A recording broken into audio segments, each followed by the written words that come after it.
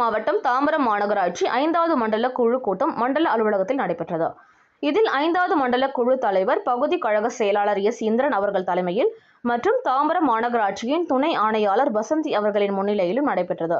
இதில் பல்வேறு கோரிக்கைகள் முன்வைத்தனர். இந்த கோரிக்கைகள் அனைத்தும் நிறைவேற்ற நடவடிக்கை எடுக்கப்படும் என மண்டல தலைவர் உறுதியளித்தார். உடன் மாமன்ற உறுப்பினர்கள் ஜோதிகுமார், கொடி தாமோதரன், சகிலா ஜான்சி மேரி, சசிகலா கார்த்திக், மாடம்பாக்கம் நடராஜன் மற்றும் அரசு அதிகாரிகள் அனைவரும் கலந்து கொண்டு சிறப்பித்தனர்.